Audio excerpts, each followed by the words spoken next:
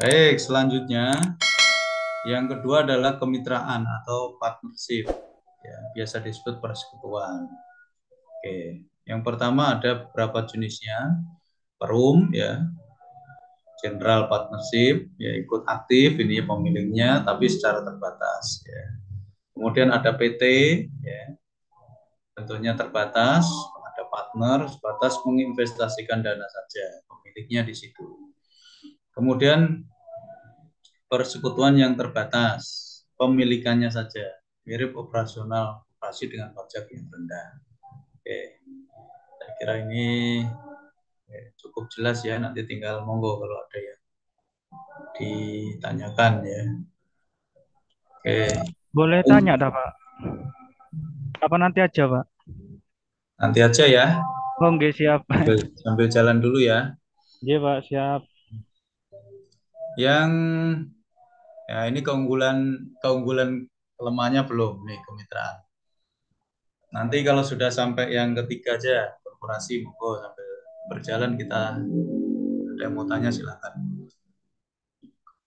Keunggulan persekutuan. Satu, yang pertama lebih banyak mendapatkan dana.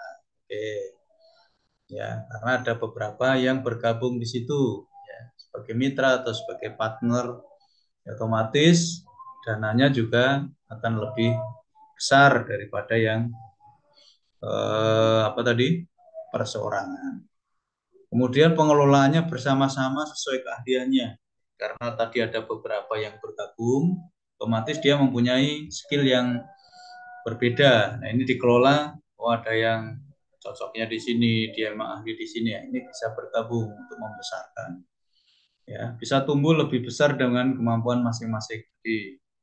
Jadi akan lebih cepat pertumbuhannya karena apa namanya? Keahliannya, kemampuannya tadi terakomodir dan memang ahli di situ. Ya.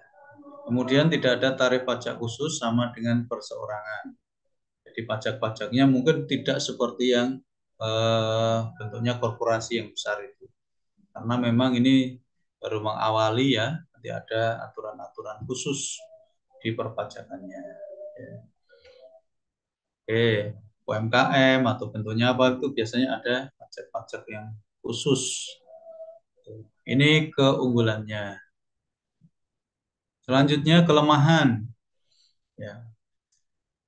Oke. Tidak terbatasnya tanggung jawab membuat bisnis sulit untuk dikelola. Oke. Jadi karena tadi masing-masing mempunyai andil, ya. Jadi masing-masing juga apa akan mempunyai tadi akan mempunyai ya bisa besar atau kalau memang tidak bisa ditata dengan baik ini juga pengelolaannya juga tidak mudah. Ya. Oke, ini kelemahannya. Bila ada yang meninggal sulit dipertahankan, bisa seperti yang itu.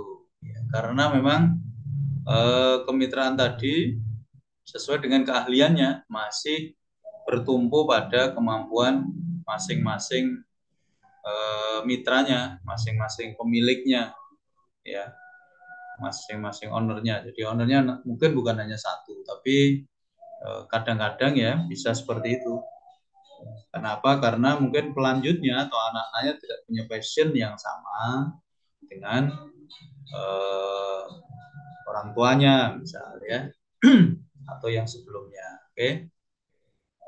Kemudian transfer kepemilikan perlu konsensus pihak yang bekerja sama. Ini yang perlu dibuat dulu ya. Jadi jangan sampai nanti akan timbul masalah ini ya. Karena kaitan dengan kepemilikan ini harus ada kepastian ya, konsensus bersama ini. Karena kalau udah kerjasama ini memang tidak mudah ini. Ini rawan konflik juga.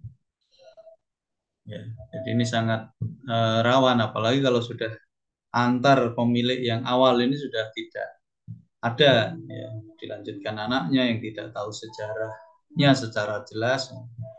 Ini perlu konsensus, ya, perlu kejelasan, perlu komitmen bersama ya, termasuk transfer kepemilikannya. Nanti akan kemana, kemana, dan seterusnya. 4, jika ada yang di luar komitmen, akan sulit dilanjutkan karena faktor kepercayaan tadi. Jadi memang harus ada sebuah komitmen. Ya, kalau di luar itu nanti juga akan sulit, ya, akan sulit dilanjutkan.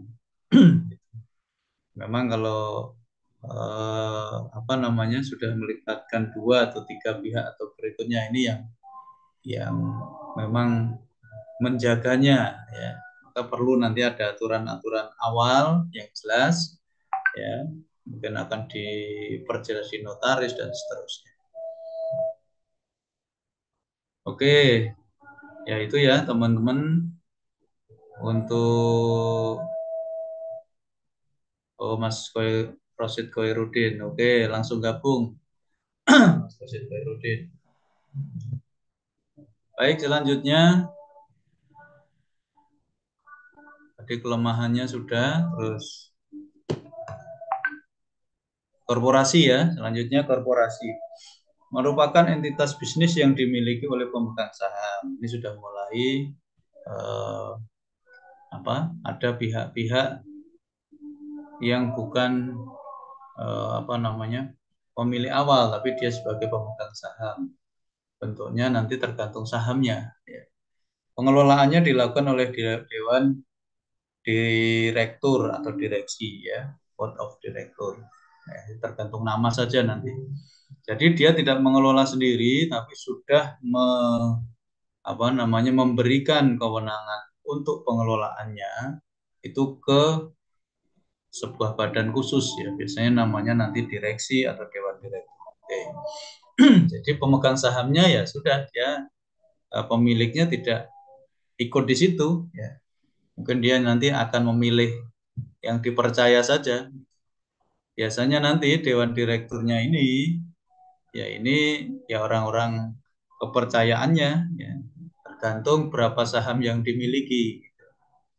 Ya, nanti bisa diganti kalau memang tidak, ya, kalau profitnya tidak pas sesuai keinginan pemegang saham, ya bisa diganti, ya. Ini pengelolanya, ya, oke, cari yang profesional yang, nah, ini hak sepenuhnya adalah di pemegang saham, yaitu korporasi. Keuntungannya, ya, keterbatasan tanggung jawab sebesar modal yang ditanamkan. Jadi modal itulah yang ditanamkan, ya di situ tanggung jawabnya.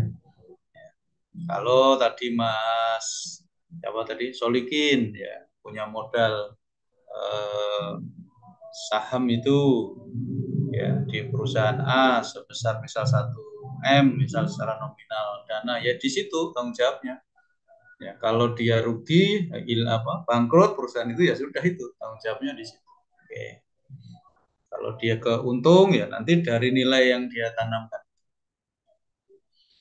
Kemudian mudah mendapatkan dana otomatis, ya, karena ini sudah go public, ya. Ya, siapa saja boleh memiliki, ya, atau menjadi pemegang sahamnya. Jadi otomatis pendanaannya bisa besar, dia dari mana saja. Ya, oke. Kemudian bisa dikembangkan lebih besar, ya, otomatis dengan modal tambahan. Kalau dia butuh pengembangan dalam perusahaannya, ya dia tinggal go public saja, ya, mendapatkan gimana, ditawarkan ini ada proyek seperti ini, siapa yang mau untuk menanamkan sahamnya, ya, menanamkan dananya, jual saham dan seterusnya. Ini bisa lebih besar, cepat besar. Keberlanjutannya lebih terjamin. Kenapa? Ya karena tadi ada yang mengelola sendiri. Ya memang ahli-ahlinya, profesional dia di situ. Ya. Memang di bidangnya itu dia, passionnya di situ. Ya, kerjaannya itu, gitu ya. Maka keberlanjutannya akan lebih terjamin nanti. Ya. Oke, perubahan kepemilikan dengan menjual saham. Oke.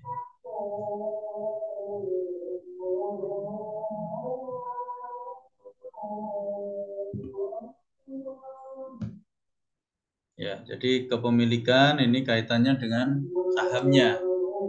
Ya, makin besar saham yang dimiliki, ya makin besar dia kepemilikan di perusahaan tersebut. Nanti dijual, berarti dia akan kepemilikannya akan berkurang seterusnya ya. Yang keenam, pemisahan antara pemilik dan pengelola. Jadi ada pemisahan owner dan tadi.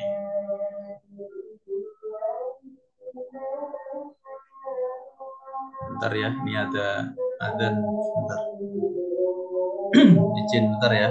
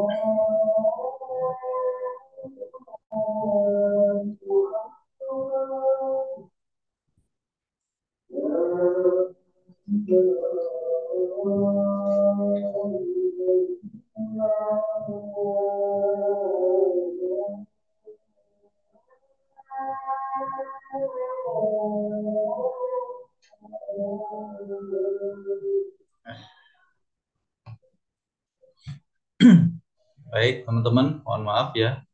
Saya potong tadi sebentar untuk adzan ya. Baik, saya lanjutkan untuk kelemahannya sekarang ya. Kelemahannya proses legal yang digunakan ya, peraturannya proses legal yang digunakan, peraturannya sangat ketat gitu ya.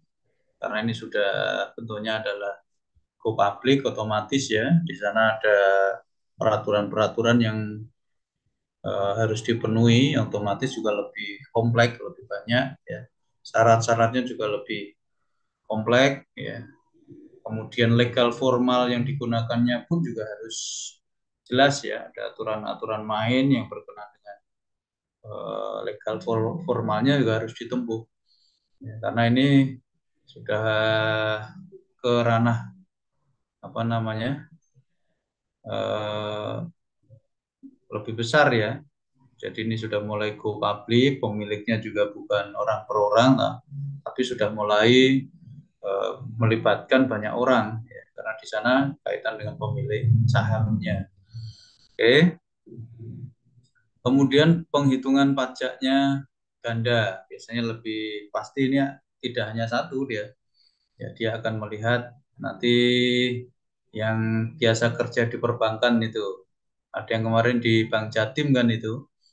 Ya, Bank Jateng ya kemarin ya ada ya itu. Nah, itu kan pasti ada Iya. penghitungan-penghitungannya itu dan tidak satu pembukuan biasanya. Ya. Kemudian tidak fleksibel, ukurannya lebih besar. Kenapa? Karena ukurannya besar. Ini tidak fleksibel dia. Kemudian memungkinkan konflik besar. Ya otomatis karena sudah semua dimiliki oleh publik, ya otomatis ya pengawasannya termasuk konfliknya juga akan lebih besar daripada yang tadi perorangan maupun yang kemitraan yang hanya 2 atau 3 orang pemiliknya. Kemudian biaya awalnya sangat besar, otomatis coba bikin kayak media itu MNC, wah luar biasa itu, ya. Oke ya, biaya awalnya sangat besar.